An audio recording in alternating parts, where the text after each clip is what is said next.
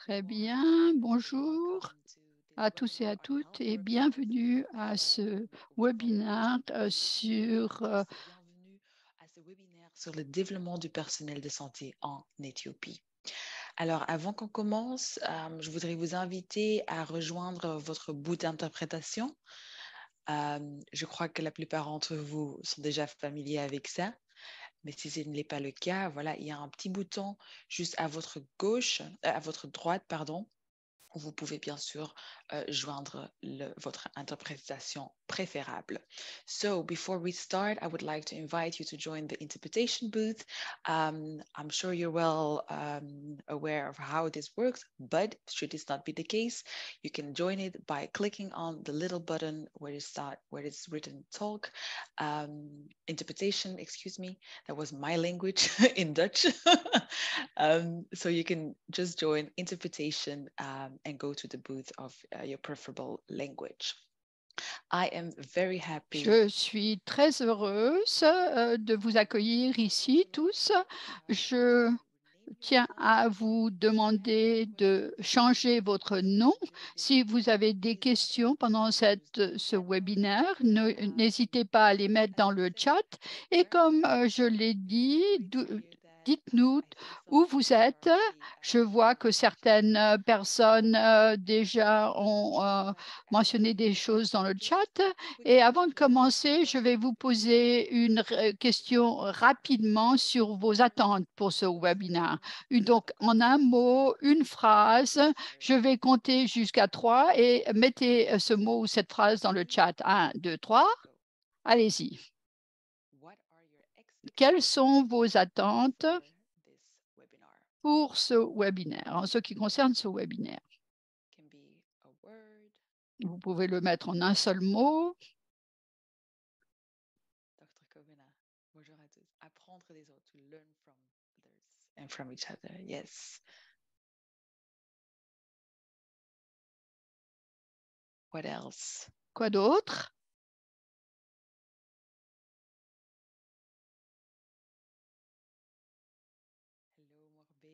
Hello, Morbe. Bonjour, Morbé. Apprendre l'expérience de l'Éthiopie et d'autres. Merci d'avoir partagé cela avec nous. Une dernière chose, Esther, apprendre des autres. Ça, c'est très important et c'est ce que nous allons faire aujourd'hui. Donc, sans plus attendre, je tiens à donner la parole à Xetera qui va nous donner le contexte pour le webinaire d'aujourd'hui. Merci, Amy. Bonjour. Je suis heureuse de vous revoir ici.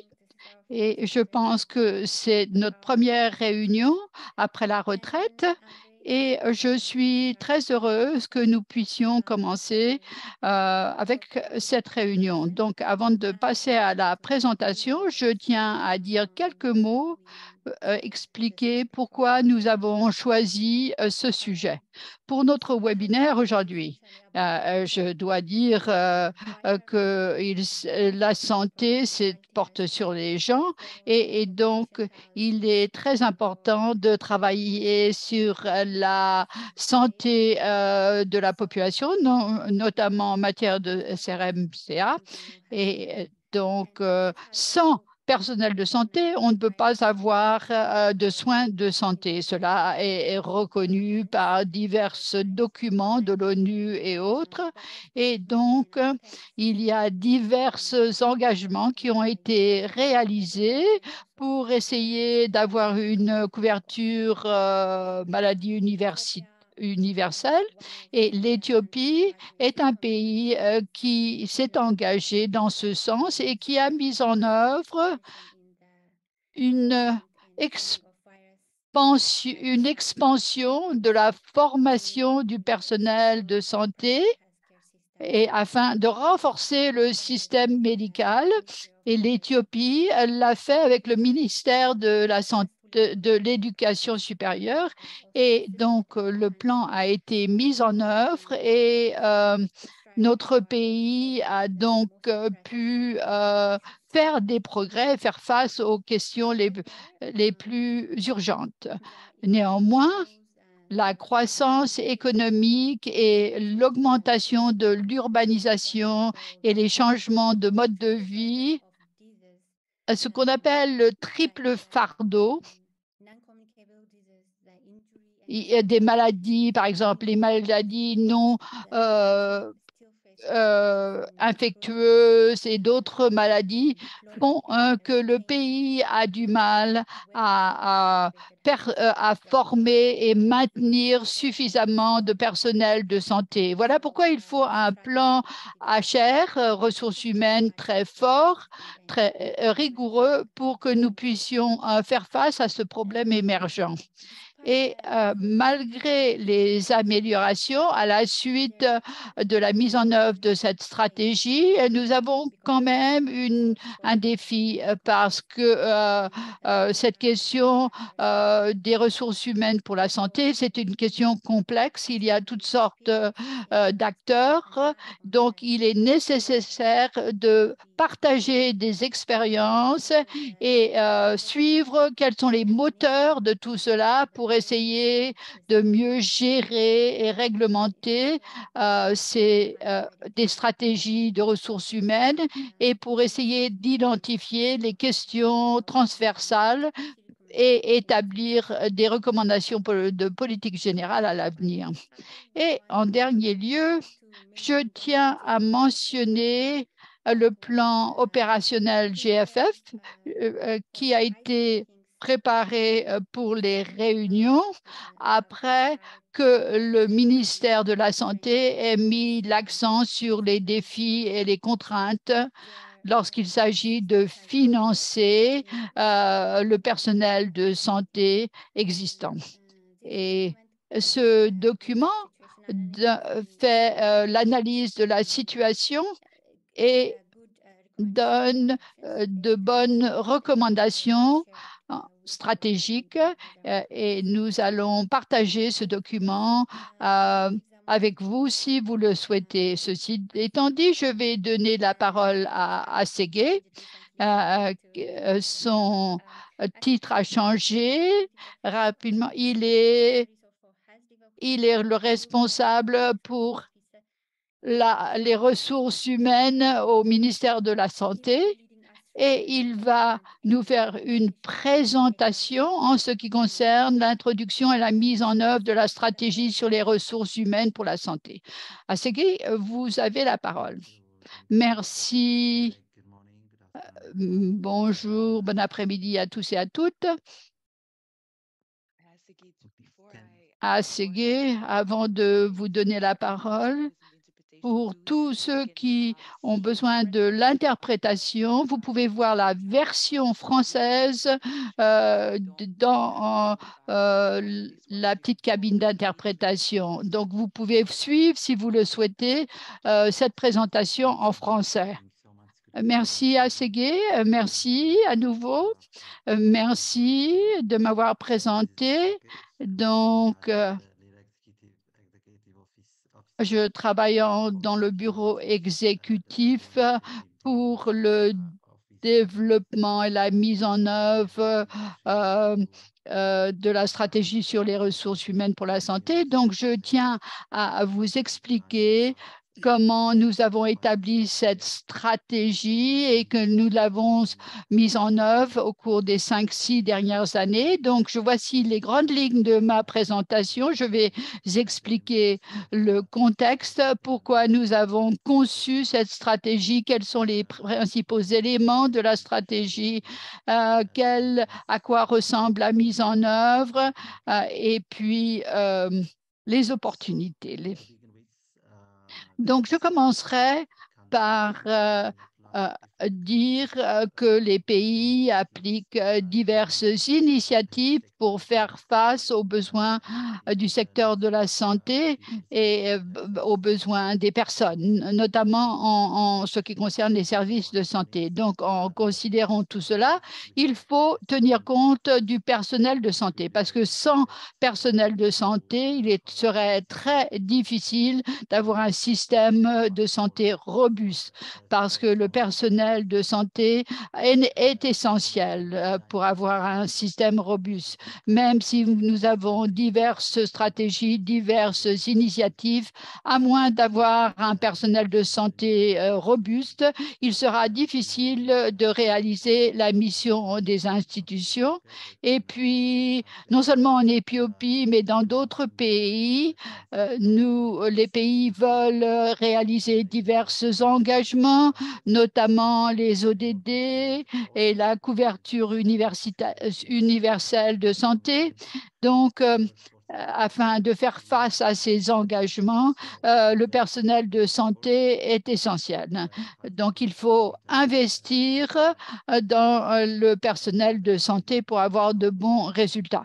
Et puis, il faut non seulement faire face aux besoins en matière de personnel de santé, mais quand nous considérons la qualité du personnel, ça c'est important aussi, parce qu'il est important que le personnel de santé soit de bonne qualité.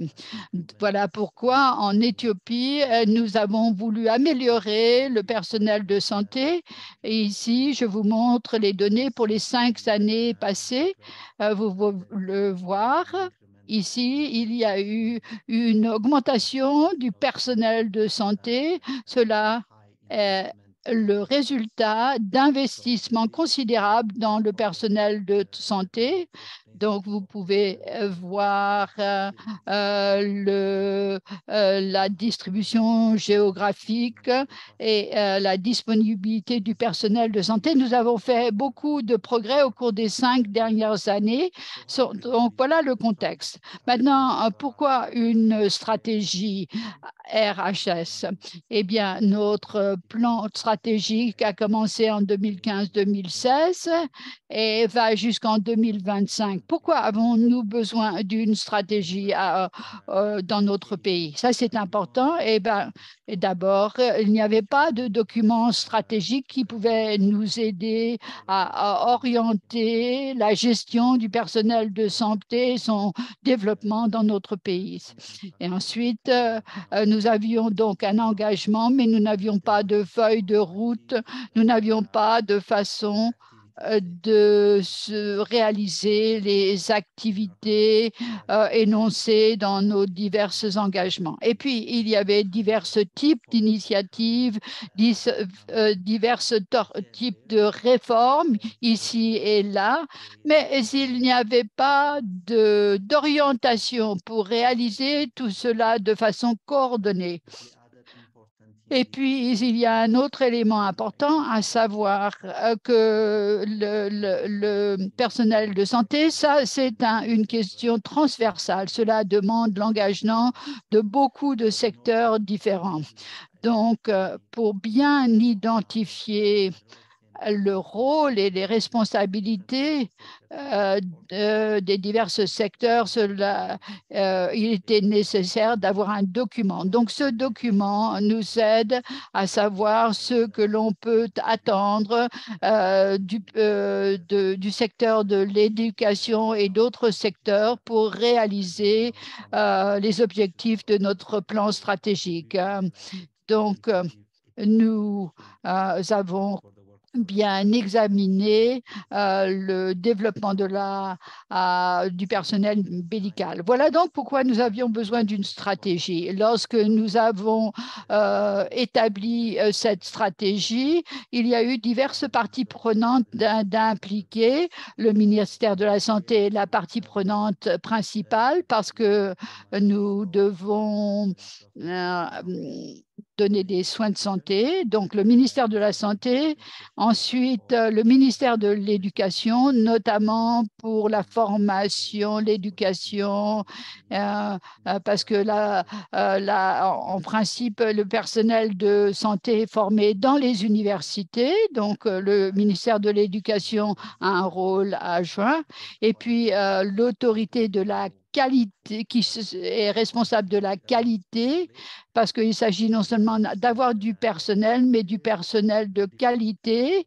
Ensuite, les diverses agences dans notre pays, l'autorité des aliments et des produits pharmaceutiques, toutes les autorités de réglementation ont des rôle à jouer en ce qui concerne le fait d'établir ce plan, cette stratégie.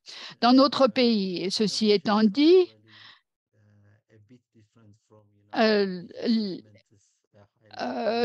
nous avons une vision un peu différente de ce qui est indiqué dans le document, c'est-à-dire que notre vision est basée sur des éléments probants. Autrement dit, nous voulons avoir un nombre suffisant d'agents de santé bien qualifiés parce que nous avons des pénuries sur la base de ce qu'a déterminé l'OMS. Donc, nous voulons avoir des personnels, des agents de santé bien qualifiés, qui soient engagés et qui soient compatissants, respectueux. Ça, c'est très important pour avoir de bons soins de santé. Donc, la stratégie demande à ce que notre agent de santé soit compatissant, respectueux et attentionnés. Voici donc notre vision. Et puis, l'objectif stratégique du document est lié à cette première vision. Il s'agit de garantir la disponibilité d'un nombre suffisant de professionnels de santé hautement qualifiés et nous devons avoir une combinaison appropriée de compétences. Il faut pouvoir retenir, maintenir ce personnel de santé. Donc, voici l'objectif de la stratégie. Maintenant, voici les grands éléments de la stratégie. La stratégie prévoit de grands résultats, 4 résultats, et puis les objectifs stratégiques sont identifiés, les actions stratégiques, les activités spécifiques sont également mentionnées dans cette stratégie. Donc, la stratégie est organisée autour de 4 grands résultats. D'abord, le renforcement de la législation et des partenariats relatifs à la santé humaine. Et donc, la législation est très importante parce que nous devons avoir une base juridique parce que le personnel soignant, comme je l'ai dit, est une question transversale et donc il faut avoir une base juridique pour pouvoir faire respecter certaines activités menées dans le plan stratégique. Donc, il doit y avoir la législation appropriée. Voici donc le premier résultat. Et la planification et le partenariat sont très importants également. Il est très important de réaliser. Il serait difficile pour le ministère de la Santé seul ou le ministère de l'Éducation seul de mettre en œuvre cette stratégie. Il faut la participation de tous les partenaires, le ministère de l'Éducation, les autorités régionales, divers types de structures administratives. Cela est très important pour la gestion et les règlements. Donc, un partenariat est un concept très important dans ce plan d'action. Autre résultat, c'est l'éducation du personnel de santé et les formations. Et nous y reviendrons lorsque nous parlerons des activités stratégiques. Mais voyons maintenant brièvement ce que le ministère essaie de préciser dans le cadre de la stratégie. Il faut qu'il y ait donc éducation et formation. C'est là le deuxième résultat. Si l'on souhaite atteindre les nombres de personnel que nous souhaitons, comme nous avons vu dans le deuxième transparent, il y a eu une amélioration marquée pour ce qui est des chiffres du nombre d'agents de santé.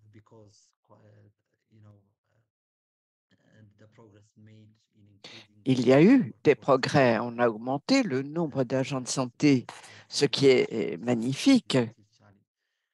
Mais il faut que ce personnel soit également éduqué. Et pour ce faire, il faut mettre en place plusieurs activités. Il faut investir pour obtenir un personnel de santé, pour l'éduquer.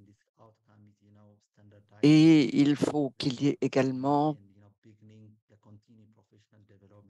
un développement professionnel continu offert au personnel de santé. Troisième résultat stratégique, c'est le leadership, la gouvernance et la gestion, les capacités de gestion des ressources humaines. Le leadership en matière de santé est un concept très important. Les activités dont nous avons parlé sont liées au leadership.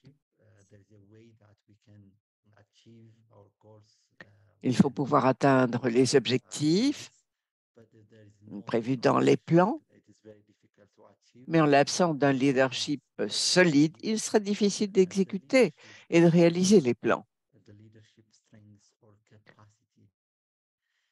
Il faut donc qu'il y ait une véritable capacité de gestion.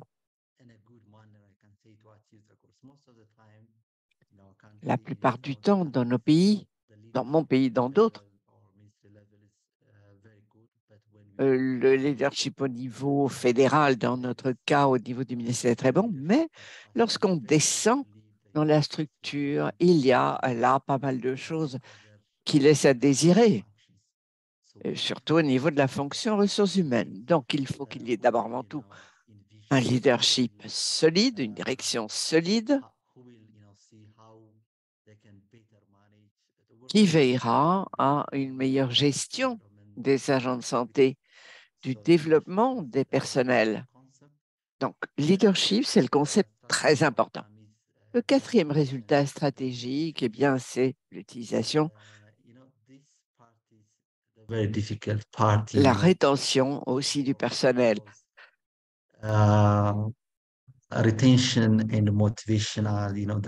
Retenir le personnel, le motiver est extrêmement important et cela requiert un autre type d'investissement. Particulièrement, si on pose la question à un agent de santé, on verra qu'il faudra de façon de les motiver dans le pays. Et pour pallier cette défaillance, nous avons mis en place une série d'incitations. Il y a également d'autres modalités non financières de récompenser les agents de santé. Et donc, il faut veiller à offrir des incitations à la fois financières, mais en dehors aussi. La performance du personnel de santé est très importante. Il faut qu'il y ait une incitation clairement liée à la performance. Si on ne parvient pas à identifier ceux qui ont de bons résultats de ceux qui ne l'ont pas, on verra des difficultés surgir et il sera très difficile de maintenir la motivation des personnels. Les objectifs stratégiques que nous voyons ici ne comprennent pas toutes les activités, mais je vais souligner les plus importantes.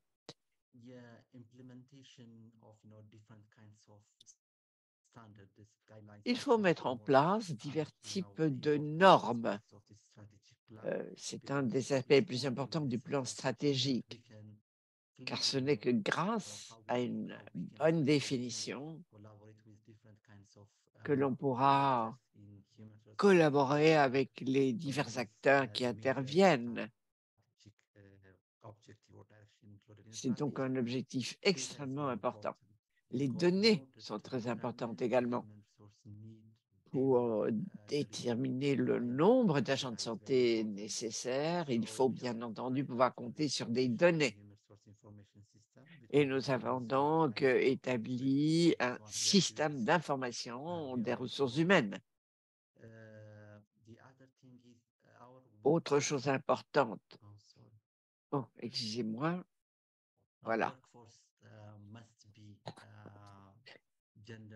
Le personnel doit également prendre en compte le genre. Il faut qu'il soit sensible au genre. Il faut améliorer la qualité des formations pendant le service. Et ça doit être compris dans le plan stratégique. Comme j'ai dit, la qualité est une composante cruciale du plan stratégique. Il faut qu'il y ait également en place un système d'accréditation, d'octroi de licence, de réglementation, non seulement des agents de santé eux-mêmes, mais aussi des institutions de formation des professionnels. Il faut améliorer le recrutement, le déploiement des agents de santé. C'est extrêmement important et difficile.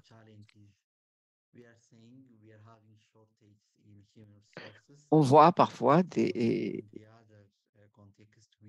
pénuries de personnel, mais nous constatons par ailleurs que nous ne produisons pas des personnels en nombre suffisant. Il faut donc également prendre en compte les nombres, mais aussi les déploiements qui sont faits des personnels. Il faut réduire les inégalités géographiques. Très souvent, les personnels de santé restent dans les villes et il faut veiller à ce qu'ils soient répartis de façon plus équitable au niveau des villes, mais aussi des zones rurales. Il faut améliorer la productivité des personnels de santé. Cela doit également être compris dans le plan stratégique. Je vais maintenant essayer de faire le point des progrès qui ont été accomplis en matière de mise en œuvre. Et je souligne les points les plus importants. Pour ce qui est du développement de la gestion des ressources humaines, je pourrais dire que le gouvernement investit afin d'augmenter, d'élargir les institutions et les programmes d'enseignement, améliorer donc le personnel de santé dans notre contexte. Nous avons accompli des progrès grâce à la mise en place de la stratégie. Les capacités de formation sont augmentées dans une proportion importante. Donc, les capacités de production de personnel de santé par an, qui comprennent plusieurs disciplines. Nous produisons environ 20 000 agents de santé. Et ceci démontre les progrès accomplis au cours des dernières années. Il faut aussi mettre en place des systèmes de développement professionnel permanent.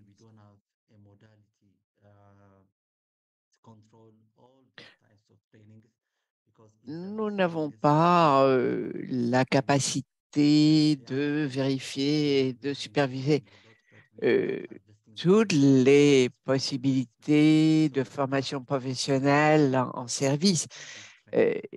Cela requiert des investissements énormes, mais le développement professionnel continu doit être compris également dans la planification. Il faut mettre en place des cours, CPD notamment, qui comprennent les conditions d'accès à la profession.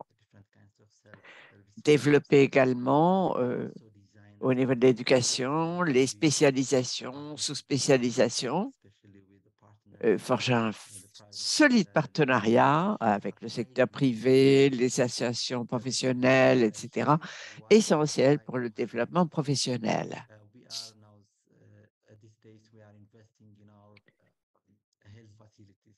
Nous investissons également en installation sanitaire.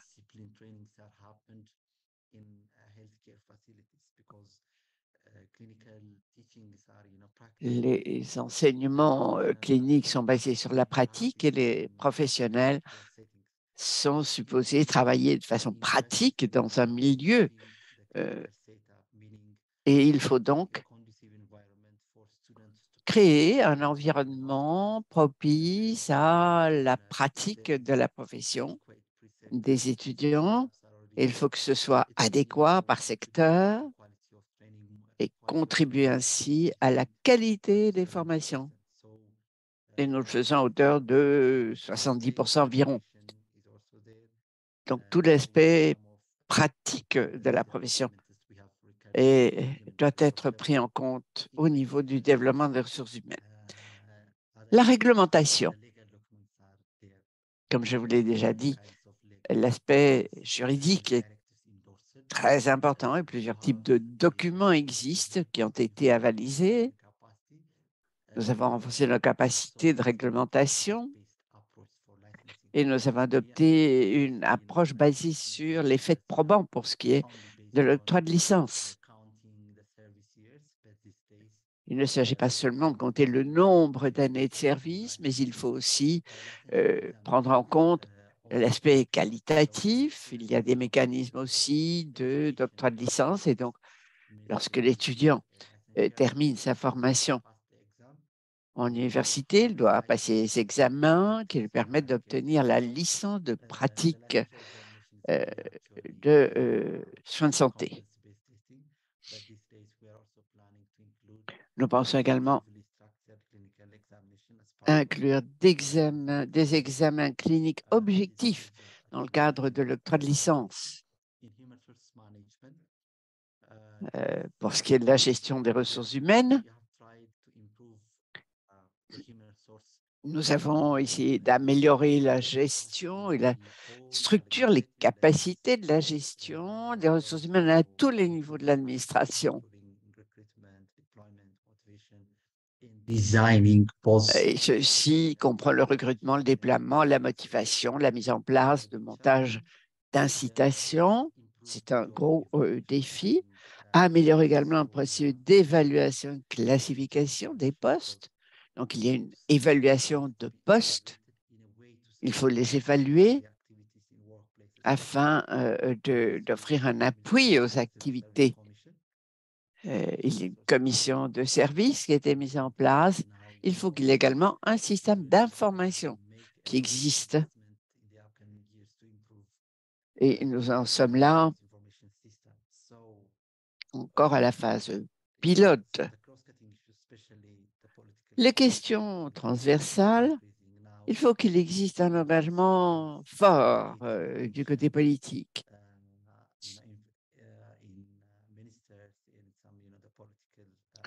Au niveau des ministères politiques, il faut qu'il y ait une solide collaboration au niveau des partenaires et un engagement solide également. Il faut qu'il y ait des stratégies politiques qui soutiennent les personnels. Tout cela doit également être fondé sur des faits probants, ce qui était le cas dans notre pays. Nous voyons ici une des activités que nous avons utilisées pour déterminer les prévisions en matière de chiffres de besoins de personnel de santé.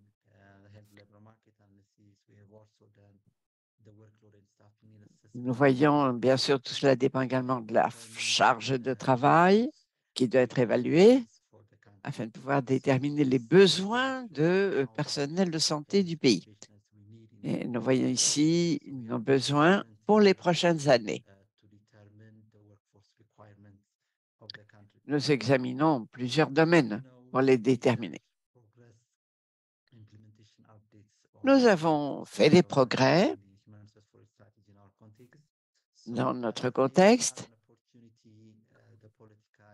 et la volonté politique, l'engagement au niveau du leadership est de qualité. Il faut qu'il y ait des progrès dans certaines des grandes activités et le personnel de santé est une des éléments stratégiques parmi les plus importants. Et il y a plusieurs types de stratégies à l'appui du développement des ressources humaines. Des efforts globaux.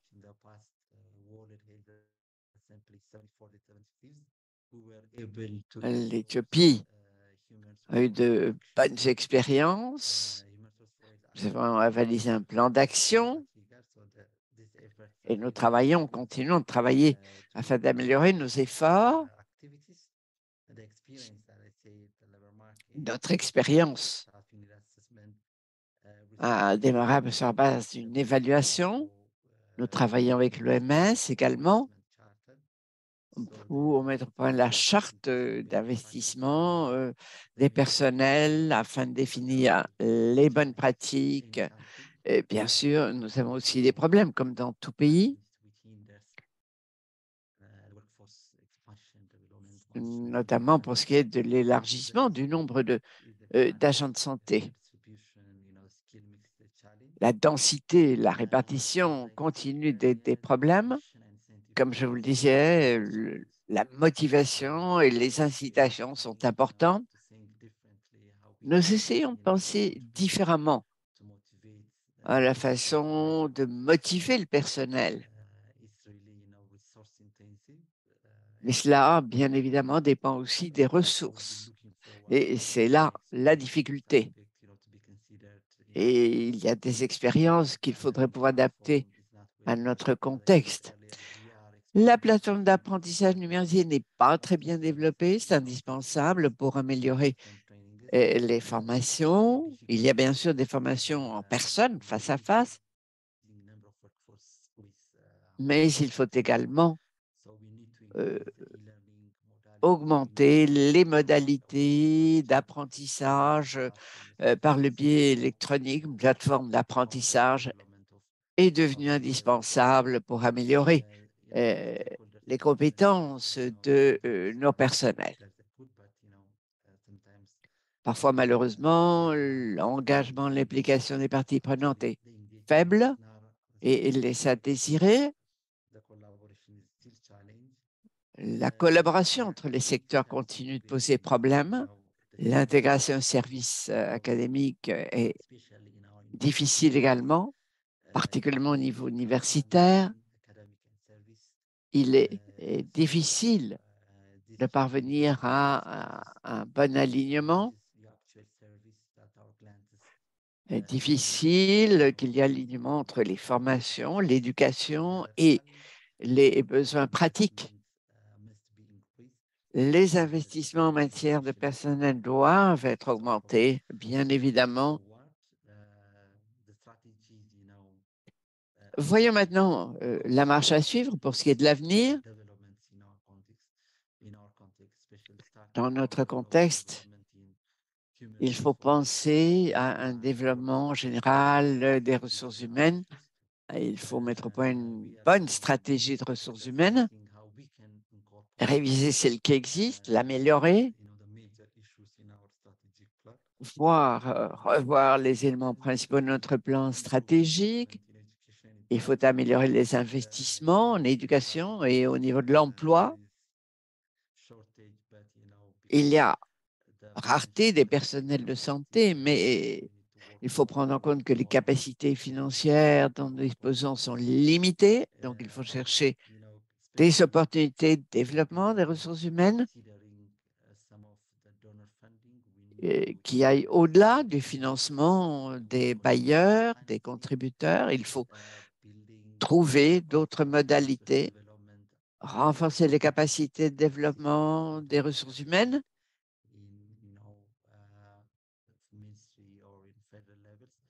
Et le faire non seulement au niveau fédéral ou des ministères, mais il faut qu'il y ait un bon système de gestion des personnels du haut en bas de l'ensemble de la filière. Il faut qu'il y ait une meilleure correspondance entre les capacités, le nombre de personnels de santé et les besoins de la population. Il faut aussi générer des faits probants qui permettraient de parvenir à ces résultats. Mais nous voulons utiliser ces informations pour modifier notre politique. Voilà donc ce que je voulais vous dire et je vous remercie de votre attention.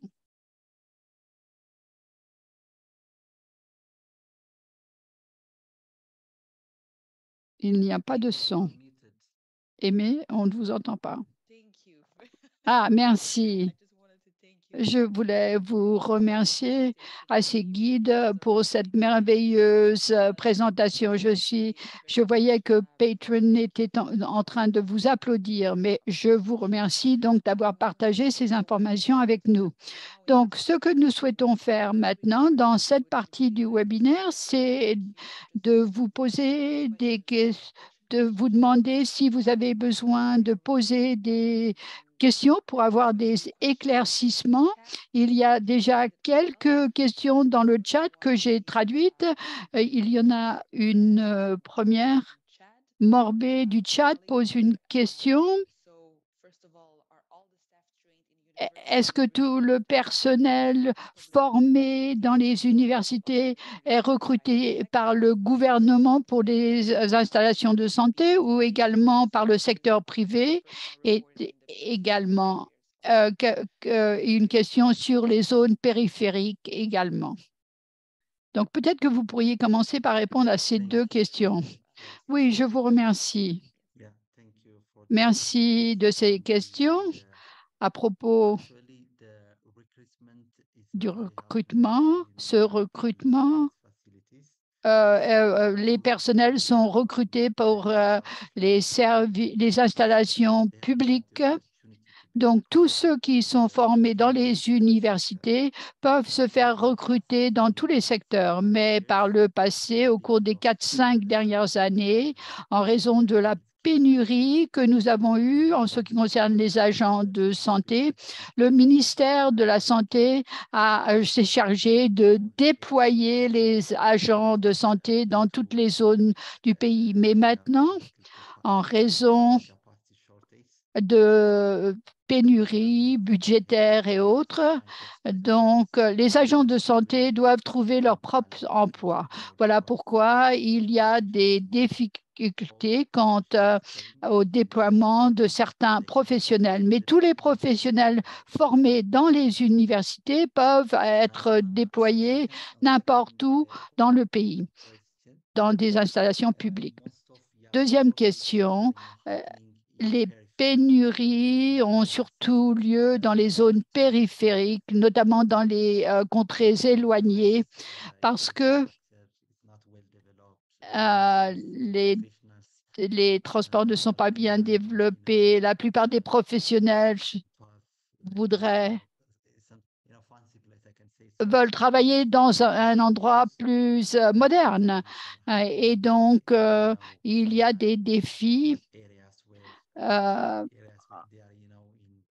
manque de personnel dans les zones rurales. Ça, c'est notre grand défi pour l'instant, mais nous sommes en conversation avec les bureaux régionaux de santé pour essayer d'établir un mécanisme. Par exemple, ceux qui sont prêts à travailler dans ces contrées éloignées doivent avoir peut-être d'autres opportunités, par exemple d'obtenir des bourses plus élevées, et ceci pour améliorer les agents de santé dans les zones rurales. Je vous remercie. Merci d'avoir précisé ce point. Je pense que nous avons une autre question, deux autres questions de Faustin, RDC. Est-ce que la stratégie parle de tous les éléments de la vie professionnelle, sauf la retraite. Est-ce que cela veut dire qu'au cours des 5 dernières années, il n'y a pas eu de gens qui ont pris des retraites? Et deuxièmement, quelles sont les stratégies en ce qui concerne le travail dans les zones rurales? Merci de ces questions. Oui. Oui, cela fait partie de la stratégie, mais ce n'est pas bien expliqué dans les résultats. Mais en ce qui concerne les activités spécifiques, la retraite fait partie de la stratégie. Mais je ne l'ai pas souligné comme résultat immédiat, mais maintenant nous sommes en train de modifier la stratégie et la retraite est un des éléments essentiels de cette stratégie afin d'encourager les gens à travailler dans les zones rurales. Comme je l'ai expliqué tout à l'heure, nous sommes en discussion avec les autorités régionales de santé pour voir quel type de motivation, d'incitation pourrait être donné.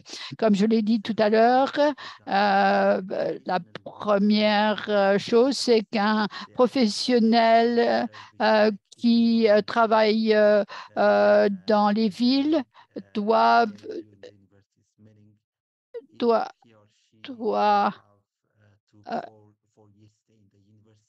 doit rendre certains services. Par exemple, si la personne est restée pendant 4 années dans l'université et qu'elle est déployée dans les villes, on s'attend à ce qu'elle travaille pendant 4 ans. Mais si la personne est déployée dans une zone rurale, à ce moment-là, la personne est obligée de travailler que pendant 2 ans ou la moitié. Et puis, il y a plus de bourses octroyées pour les agents souhaitant travailler dans les zones rurales. Donc, il y a d'autres incitations qui sont meilleures par rapport aux agents qui travaillent dans les villes. Nous essayons, voilà les incitations que nous voulons introduire, mais chaque zone régionale doit établir sa propre stratégie sur la base de la stratégie nationale. Voilà donc ce que nous essayons d'inclure pour essayer de maintenir les professionnels dans les zones qui sont difficiles d'accès. Merci. Merci à nouveau à ces guides. Nous avons une question de patronne du Zimbabwe.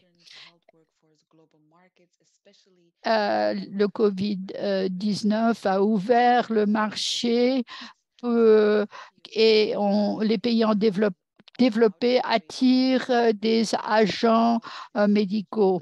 Est-ce que vous avez fait quelque chose pour justement que vos agents médicaux ne quittent pas le pays? Oui, je pense que l'immigration est inévitable. Oui, les agents professionnels quittent le pays pour tout tas de raisons. Le grand défi que nous avons, c'est d'attirer suffisamment de personnes, mais nous avons également la question de la migration post-Covid. Mais il faut essayer de gérer cette migration. Travailler avec le ministère des Affaires sociales, le ministère des Affaires étrangères pour que l'on puisse gérer le processus de migration. Voilà. Comme je l'ai dit, l'immigration est inévitable. C'est un défi pour tous les pays du monde. Merci. Exactement, je vous remercie. Justin, Faustin a levé la main. À ces guides, vous pouvez entendre l'interprétation parce que Faustin risque de poser sa question en français. Faustin, vous avez la parole. Oui, en effet, je vais poser ma question en français. En fait, c'est une question toujours en rapport avec les ressources humaines. Quand j'essaie de voir la situation en Éthiopie, au cours des 5 dernières années, donc, ils ont pratiquement augmenté leur nombre de personnel de santé. Mais la situation dans mon pays, le Congo, c'est le contraire. Nous avons plutôt un effectif pléthorique des ressources humaines.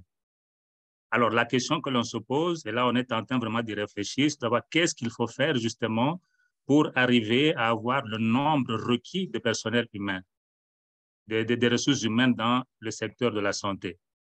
Évidemment, à cette question, la première idée qui vient tout de suite, la première solution, c'est de dire que voilà, mais il faut arrêter la formation. Mais arrêter la formation, ce n'est pas une solution qui est politiquement acceptable, la formation de base. Elle n'est pas politiquement acceptable. Est-ce qu'il y a dans la salle des pays qui ont expérimenté le même problème que la RDC, où il y a plutôt un effectif pléthorique du personnel et comment ils ont géré ce problème-là? Merci. L'Éthiopie peut donner peut-être aussi des conseils par rapport à ça. Yes, merci beaucoup, Faustin. That is a very good question. Merci beaucoup, Faustin. C'est une excellente question. Assez guide pourrait peut-être commencer à répondre et peut-être que nous pourrons donner la parole à d'autres pays pour qu'ils interviennent. Ce que nous voulons faire pendant cette partie, c'est plutôt clarifier ce qu'a Segui et ensuite passer à une partie où les autres pays vont partager leur expérience. Donc, à Segui, je vous donne la parole en premier. Merci, Aimé. Merci, Faustin, de cette question importante. Oui.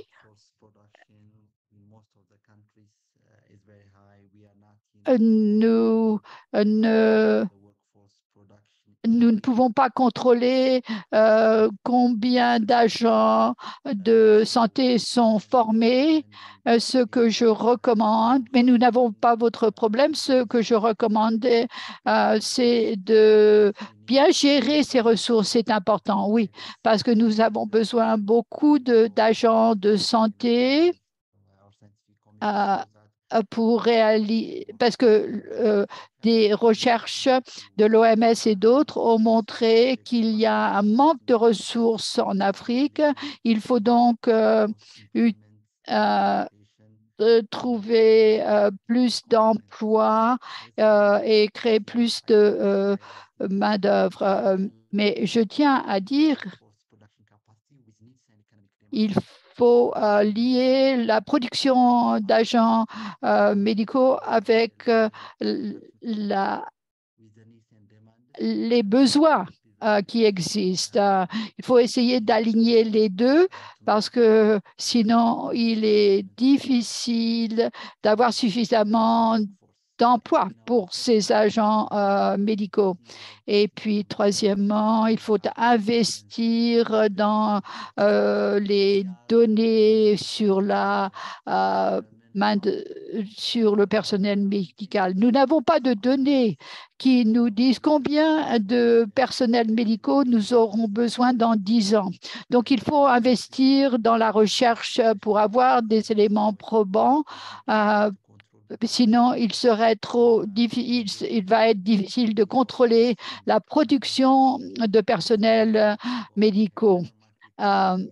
Donc, il faut également travailler sur l'analyse du marché de l'emploi, d'analyse de ce genre sont très importantes pour réduire certains défis dans ce domaine. J'espère que ça a répondu à ta question déjà du côté de l'Éthiopie. So before I hand it back over to other countries to share on. Avant de donner la parole à d'autres pays pour partager et revenir à la question de Faustin, y a-t-il d'autres points d'éclaircissement en ce qui concerne la présentation qui a été faite par Assegui?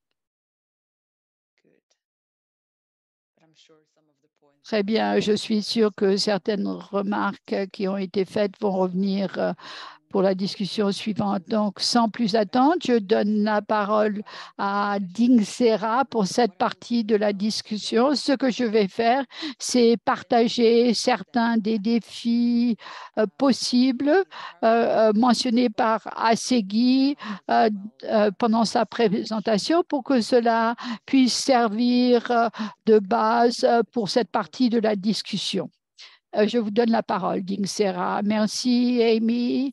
Merci à Segui pour cette intéressante présentation. Maintenant, nous allons donner la parole aux autres officiers de liaison en ce qui concerne les bonnes pratiques. D'abord, je donne la parole à Patron du Zimbabwe. Merci, Ding Sera. Permettez-moi de remercier l'orateur de l'Éthiopie de son excellente présentation à propos du personnel soignant. Et j'aimerais faire quelques remarques à cet égard, mais je veux parler de la collaboration entre secteurs et c'est un des défis mentionnés par l'Éthiopie. C'est-à-dire qu'il y a une bonne collaboration en place, mais elle n'atteint pas les niveaux requis. Et vous avez dit dans votre présentation comment vous suivez les recommandations de l'OMS pour renforcer le personnel de santé et l'OMS a montré que des investissements en matière de personnel soigné a donné un retour d'investissement élevé. Pour $1 d'investissement dans la formation du personnel de santé, vous avez $10. Et le même document dit qu'une année d'augmentation de l'espérance de la vie est associée avec un certain pourcentage de PIB dans le pays. Et donc, je suis très heureuse que dans la présentation de l'Éthiopie, on a parlé de toutes les parties prenantes. C'était une liste exhaustive.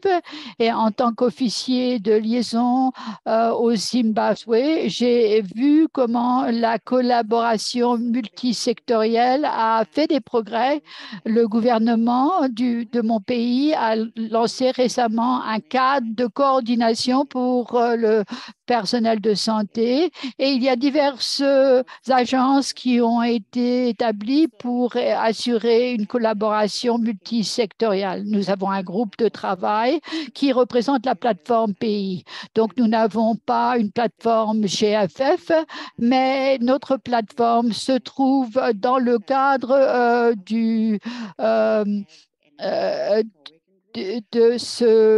dans ce cadre de coordination et nous avons d'autres groupes de travail techniques qui sont vraiment essentiels. Cela nous permet de promouvoir le processus de planification et ce groupe peut travailler sur la base des éléments probants obtenus lors de la mise en œuvre passée. Et puis, nous avons également eu des analyses du marché de l'emploi.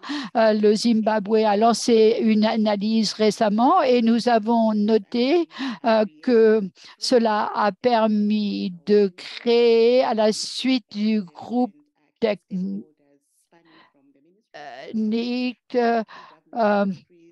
on a incorporé dans ce groupe de techniques toutes sortes de ministères, y compris le ministère du Trésor, le ministère de la fonction publique, le ministère de l'Éducation. Et vous savez que la formation du personnel soignant se fait au-delà du secteur de la santé. Il y a eu d'autres groupes également qui ont été inclus dans ce grand groupe pour obtenir des données. Et c'est une pratique modèle parce que ce que le ministère de la Santé fait, c'est qu'il va voir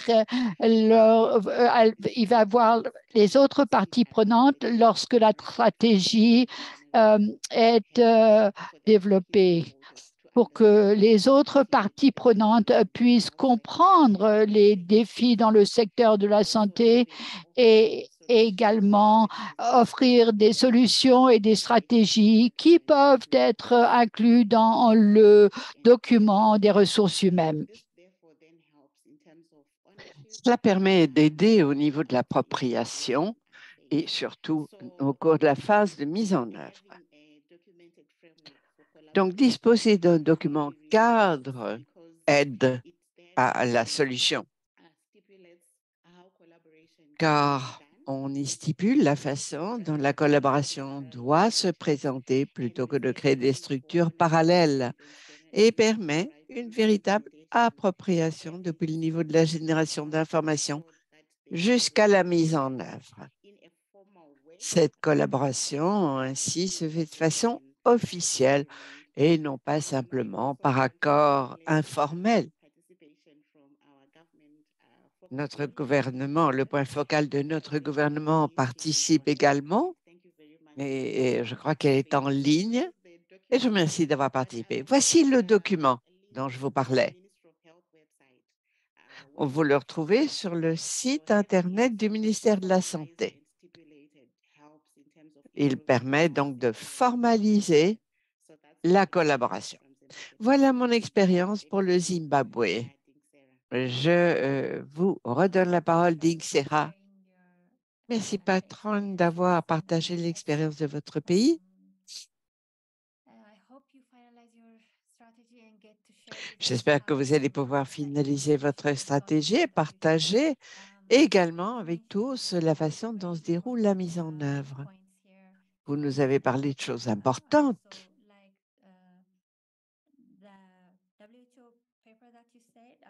Ce document de l'OMS dit que pour $1 d'investissement, vous obtenez un retour de $10. C'est bien ça? Oui, oui, je vous ferai parvenir également ce document. Autre chose, la planification stratégique. Vous nous avez dit que toutes les parties prenantes étaient impliquées, qu'il faut un accord intersectoriel afin que tous comprennent véritablement le défi que confronte le secteur de la santé. Il faut qu'il y ait appropriation de ces documents. Merci donc de nous dire tout cela, patron. From Ivory Coast. Ambrosé, Côte d'Ivoire. OK, merci beaucoup, Denska. Merci. Je voulais d'abord remercier les deux premiers présentateurs. Celui de l'Éthiopie, je pense qu'il y a beaucoup de similitudes entre le plan de développement au niveau de l'Éthiopie et au niveau de la Côte d'Ivoire. Donc, du coup, je vais juste peut-être dire ce que nous, on a fait un peu plus. Nous, en plus de ce plan, d'abord, il faut connaître que le problème de ressources humaines est un problème aussi épineux en Côte d'Ivoire, ressources humaines de santé. Voilà. À tel point que le gouvernement l'a défini comme une priorité. Et donc, plusieurs réformes et des actions fortes ont été entreprises, entre autres le développement d'un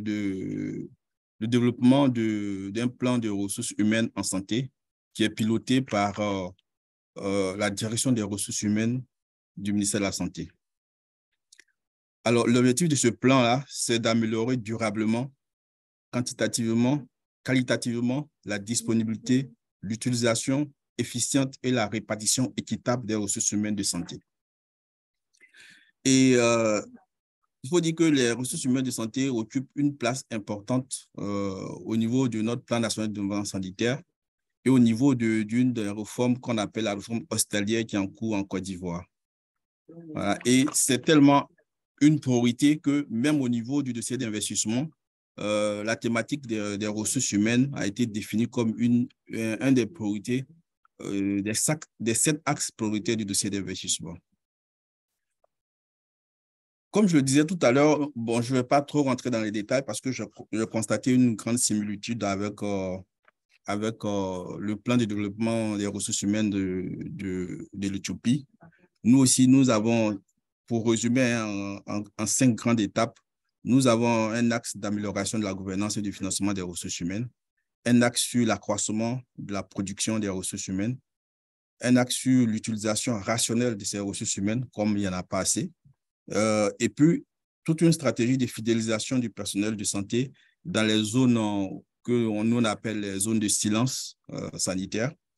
Et il y a aussi un axe sur la disponibilité et l'utilisation des données sur les ressources humaines. Voilà, donc tout ça, je retrouve tout cela dans tout ce que notre ami tout à l'heure a présenté à ses guides. Et donc, je ne vais pas rentrer dans le détail. Mais nous, en plus de cela, nous avons associé la communauté et la santé communautaire. Donc, nous avons une direction de la santé communautaire, voilà, qui essaie de joindre la communauté, impliquer la communauté dans le développement des ressources humaines en santé. Et donc, en plus de la santé communautaire, il y a aussi d'autres parties prenantes. Il y a d'abord le ministère de la Santé, avec d'abord l'État, avec tous ces ministères techniques, dont le ministère de la Santé, le ministère du Plan, le ministère du Budget, le ministère de l'Économie et des Finances, comme on l'a dit tout à l'heure, le ministère de l'Éducation et de l'Enseignement supérieur, parce que nous, on a deux ministères distincts. Il y a un pour l'éducation et il y a un pour l'enseignement supérieur. Et comme les études doctorales en médecine, c'est l'enseignement supérieur qui le gère, donc le ministère de l'Enseignement supérieur aussi est impliqué. Mais en plus de cela, il y a aussi la société civile, il y a même les collectivités territoriales qui sont impliquées, le secteur privé aussi, et bien entendu, nos partenaires techniques et financiers. Donc, on note une forte implication de la communauté, à tel point même qu'on a créé un programme de développement communautaire, voilà, qui permet d'insérer la communauté dans le développement des ressources humaines en santé. Et cette implication de la communauté et de la société civile entraîne une meilleure appropriation des communautés pour les prestations de promotion, surtout de promotion de santé, aussi de prévention. Parce que généralement, on a tendance à mettre l'accent sur le curatif, alors que le promotionnel et la prévention sont très importants aussi. Et donc, l'implication de la communauté permet une appropriation de la promotion de la santé et de la prévention. Et tout cela concourt à une meilleure redevabilité. Ça fait que, bon, on pense que, en tout cas, nous, en Côte d'Ivoire, on pense que c'est fondamental d'impliquer la communauté dans le développement des ressources humaines en santé. Bon, je vais parler maintenant peut-être des opportunités que cela offre. Ça permet d'avoir un rôle de veille citoyenne de la communauté. Donc, comme je l'ai dit tout à l'heure, plus de redevabilité. Ça permet aussi une meilleure appropriation par la communauté des programmes de promotion. On a constaté qu'il y a une meilleure fréquentation des centres de santé et donc une plus grande utilisation des services de base. Et enfin, ça permet aussi un engagement des PTF à accompagner le gouvernement. Mais en dehors de tous ces opportunités, il y a aussi des défis, des défis qui subsistent, entre autres les défis que notre ami de l'Éthiopie a relevés. Mais comme moi, je fais peut-être un petit focus sur la santé communautaire, il faut dire que le défi, dans ce sens-là, c'est la définition du statut et du profil même de l'agent de santé communautaire. Il y a aussi le renforcement de la coordination des interventions à tous les niveaux, au niveau de la santé communautaire, que ce soit au niveau central ou au niveau décentralisé. Il y a aussi un défi pour l'amélioration de la qualité des prestations qui sont offertes par ces agents de santé communautaire. Il y a le défi de leur motivation. Et le dernier défi qu'on peut relever, c'est la pérennité du financement des agents de santé communautaire. Donc, voilà de façon résumée ce que je voulais partager avec vous. Je vous remercie.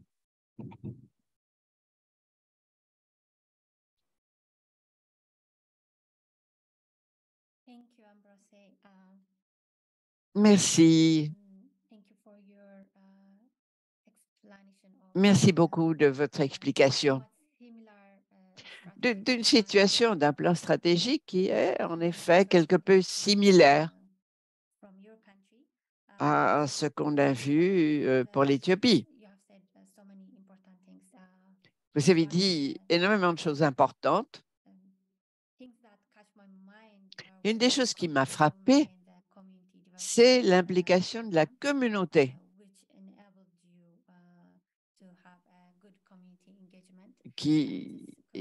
la façon de le faire, de faire participer véritablement la communauté est un bon exemple et pourrait être une inspiration pour les autres pays.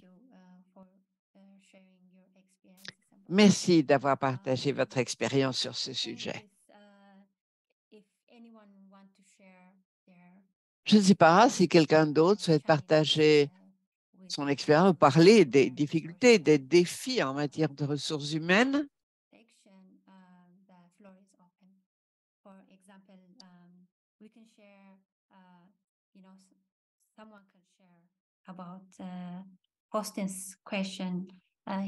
Par exemple, la question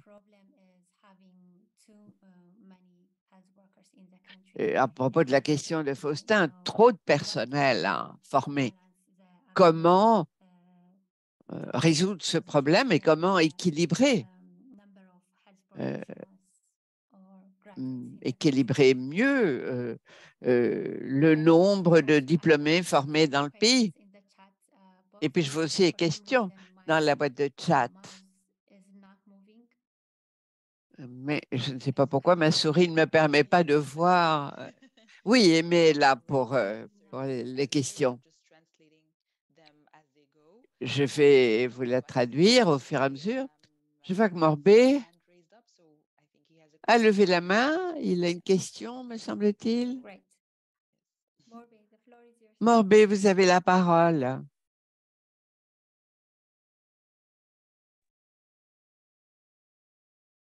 Morbé, can you hear us? Tu es peut-être encore sur mute, Morbé, si tu es en train de parler. Ah, voilà, je vois que tu es déjà enlevé, mais I think we can move to Ambrose and then exactly. We can come back. Oui, nous pouvons passer à Ambrosé et ensuite on reviendra à Morbé. OK, merci beaucoup, Dexera. En fait, ce n'est pas une question que je veux poser, c'est juste essayer d'apporter quelques éléments de réponse à la question c'était qui là? C'était Faustin, oui, à la question de Faustin. Voilà.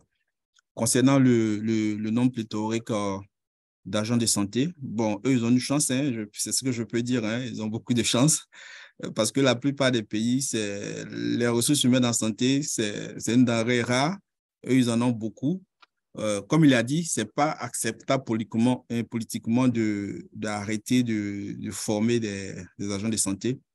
Mais ce que je peux proposer, c'est de réduire le nombre d'agents de santé qui sont formés en faisant, avec des études, une projection pour voir, puisqu'on sait que chaque année, il y en a qui vont à la retraite. De telle sorte que ceux qui partent à la retraite soient plus nombreux que ceux qui sont nouvellement formés. Et sur plusieurs années, ça va finir par s'équilibrer. Voilà. Donc, c'est de réduire le nombre, comme l'a fait un peu en France avec ce qu'on appelle le numéro clausus, ce qui existe aussi en Côte d'Ivoire. Déjà, à partir de la première année, il y a un nombre restreint d'étudiants qu'on admet dans les facultés de médecine.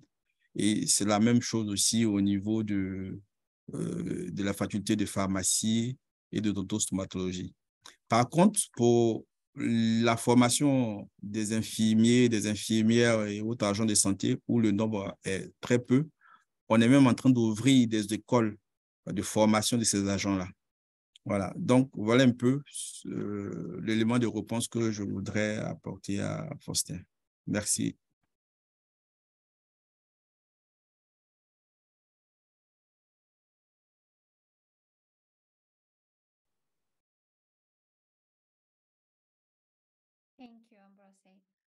Merci, Ambroise. Morbé?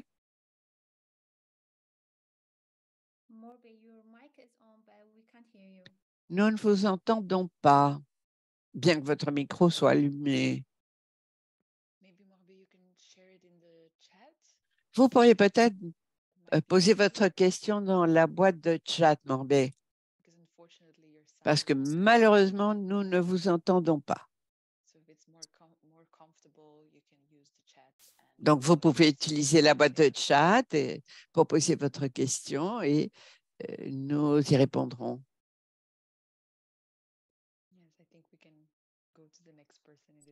Et nous pouvons passer à la personne suivante. Yeah, sorry. Okay, so maybe I would like to add a few things on J'aimerais poser, revenir sur la question de Faustin. and also Asagid could also tune in if you know if he likes. So I remember. Je me rappelle que There was this steering committee that was established to oversee the unemployment. on avait créé une communauté pour faire la supervision de l'emploi des agents de santé en Éthiopie. Ce n'est pas que nous en ayons trop, mais nous constations que le taux de chômage descendait et on a créé ce comité de l'emploi. Et parmi les solutions qu'ils avaient proposées était que les installations sanitaires prennent en compte les besoins qu'énonçaient les personnels de santé. Et on avait préconisé aussi d'améliorer le financement et le recrutement de la part du gouvernement et des États régionaux.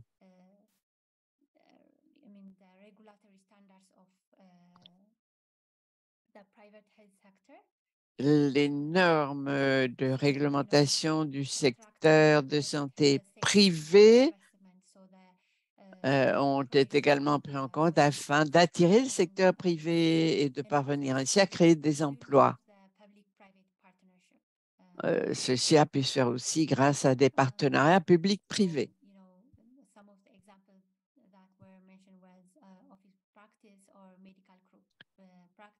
Donc, par exemple, création de groupes médicaux, de pratiques médicales, et aussi règles selon lesquelles les personnes formées comme agents de santé, comme personnels de santé, devaient servir un certain nombre d'années au service du secteur public. On a mentionné aussi l'émigration des personnels de santé. Et si vous avez suffisamment de personnel dans votre pays,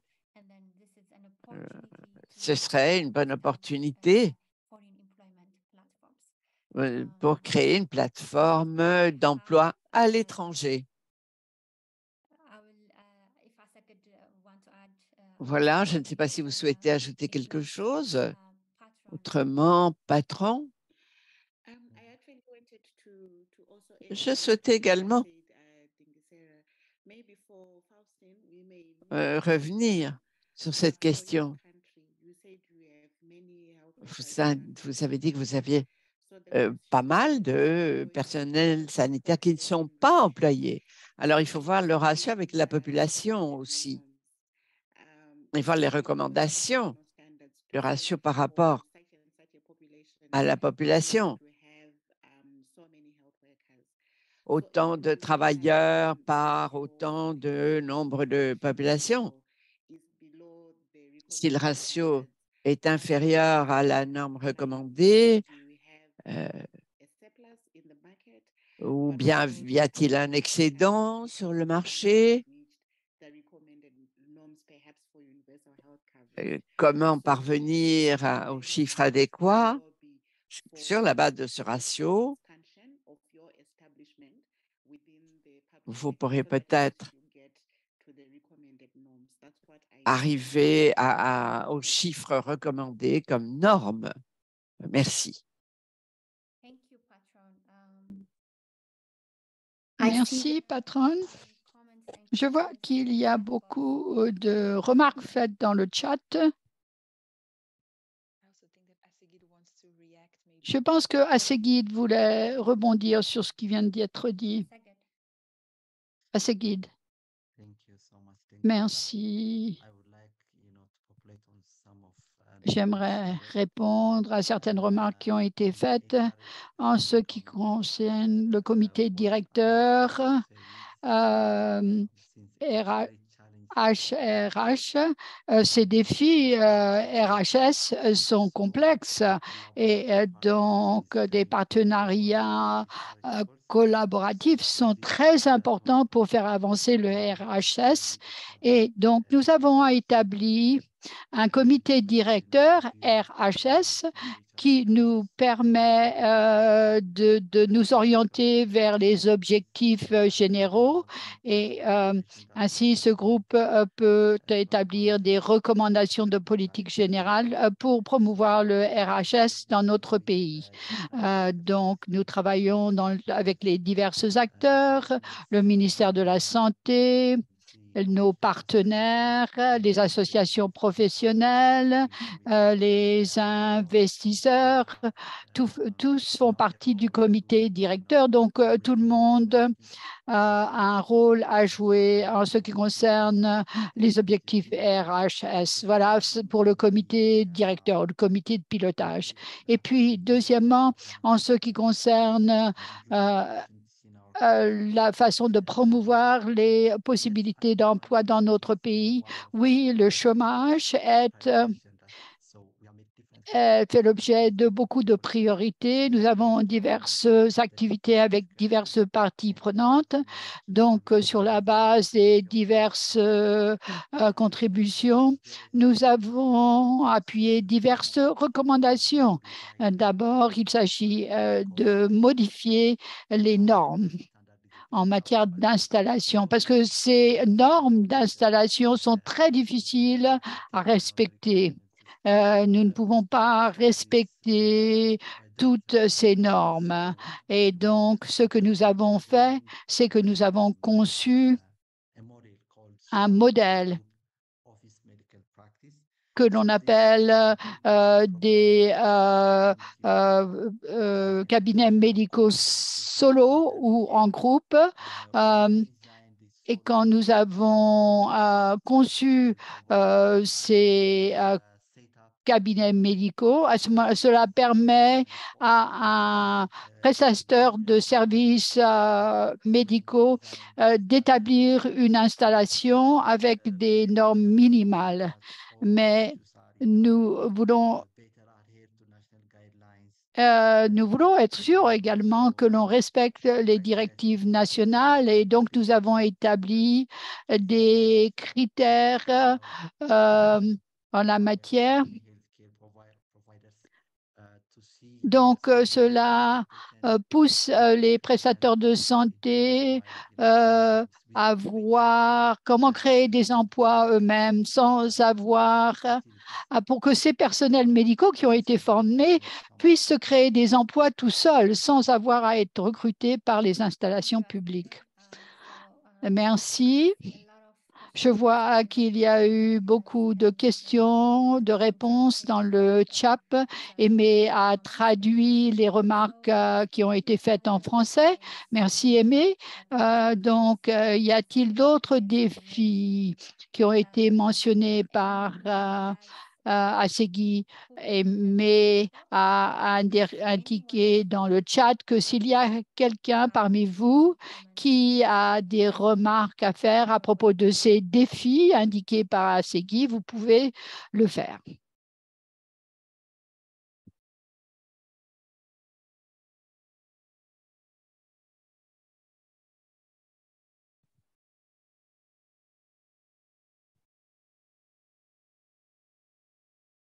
Okay. So thank you for this. Très bien. Eh bien, je vous remercie de ce partage d'expérience très utile à Ambroise. Je vous donne la parole, Ambroise. Allez-y. OK, merci Dansera. En fait, bon, dans les défis, c'est vrai, comme j'ai dit, hein, il y a beaucoup de similitudes avec la Côte d'Ivoire. Hein, et je prends comme ça, parmi les défis, je vois qu'il y a la faible mise en œuvre de la formation continue. Ça, c'est un vrai défi aussi en Côte d'Ivoire. Mais nous avons ici ce qu'on appelle une direction de la formation et de la recherche en santé qui permet de faire la formation continue par des mises en stage ou par des formations par visioconférence à partir d'un centre que nous avons qui est l'Institut national de santé publique. Et par là, on peut faire des formations continues à l'endroit des professionnels de santé à l'intérieur du pays via les nouvelles technologies de l'information. Donc, je voulais partager cette expérience aussi pour la Côte d'Ivoire. Ça peut peut-être servir. Merci à vous.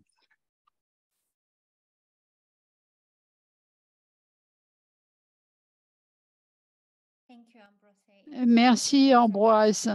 En effet, la formation continue des personnels de santé est quelque chose de très important. Donc, merci de l'avoir mentionné. Y a-t-il d'autres commentaires?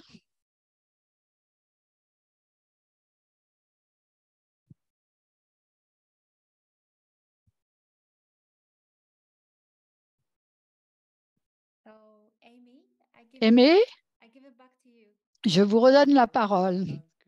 Oui, très bien. Merci. Merci, Sarah. Très bien. Eh bien, je tiens à remercier chaleureusement à ces guides de son excellente présentation. Merci Dingsera également pour votre présentation. Merci à Ambroise et Patron d'avoir partagé la situation dans leur pays et merci aux autres pour nous avoir rejoints aujourd'hui. Ce webinaire fait partie du programme de soutien en matière d'apprentissage et de connaissances. Il y aura d'autres webinaires à l'avenir et d'autres webinaires du GFF. Donc, vous serez informés de tout cela. Donc, l'enregistrement sera disponible sur le portail de connaissances et d'apprentissage. Je remercie les interprètes et nos collègues techniques. Merci d'avoir partagé vos défis et vos pratiques, vos bonnes pratiques et j'espère vous revoir bientôt pour un autre webinaire. Merci. Merci. Au revoir. Au revoir. OK, merci. Au revoir tout le monde. Bye. Bye. Bye. Thank you. Bye. Thank you. Bye bye.